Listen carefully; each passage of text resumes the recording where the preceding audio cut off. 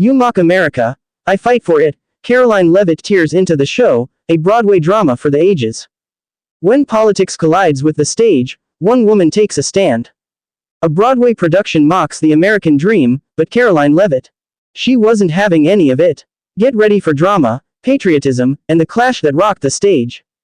Because when someone says, "You mock America," Karoline answers, "I fight for it." Stay tuned, this is one Broadway night you'll never forget. Act 1. The calm before the firestorm. It was just another glittering night on Broadway. The theater was packed with socialites, influencers, journalists, and the usual mix of critics and theater buffs.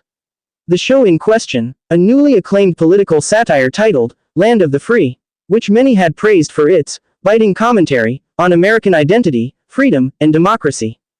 But in the audience sat Karoline Leavitt, former White House staffer, unapologetic conservative, and a rising firebrand known for her patriotic defiance. She wasn't just there to watch. She was there with a mission. What she witnessed on stage left her furious. Act 2. When the mask falls. As the satire unfolded, actors paraded across the stage in exaggerated, mocking portrayals of historical American icons. The founding fathers were depicted as bumbling fools. Soldiers were caricatured as blind patriots. The Constitution, tossed aside during one scene and replaced with a glittering tablet labeled, "The Algorithm." The audience laughed. Karoline did not. What started as a low murmur of discontent became full-blown fury when an actor dressed as Lady Liberty collapsed in a heap, replaced by a cartoonish AI robot, waving a United Nations flag. That was her tipping point. Act 3. You mock America, I fight for it. Mid-show, as the cast took a pause for dramatic effect, Karoline Leavitt rose from her front row seat. A hush fell over the room. She didn't scream. She didn't flail. She spoke with the clarity and command of a woman on a mission. You mock America, I fight for it. The words echoed through the theater like a gunshot. Gasps, murmurs, a stunned silence. She walked out, not stormed, not fled, but walked out like a patriot leaving a battlefield. Cameras caught her expression, steel in her eyes, the American flag pin on her blazer gleaming under the chandelier lights. Backstage, the cast was rattled. One actor allegedly said, "We thought we were being bold, not disrespectful."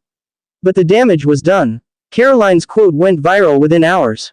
Hashtags erupted. The internet split in half.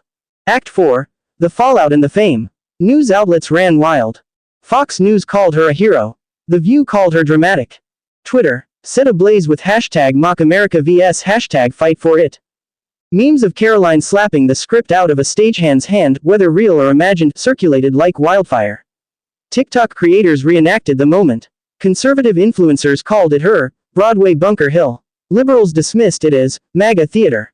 But one thing was clear, Karoline Leavitt had hijacked the narrative.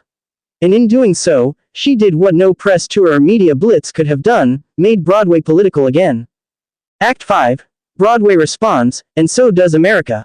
In a stunning twist, ticket sales for Land of the Free surged. So did Karoline's podcast downloads.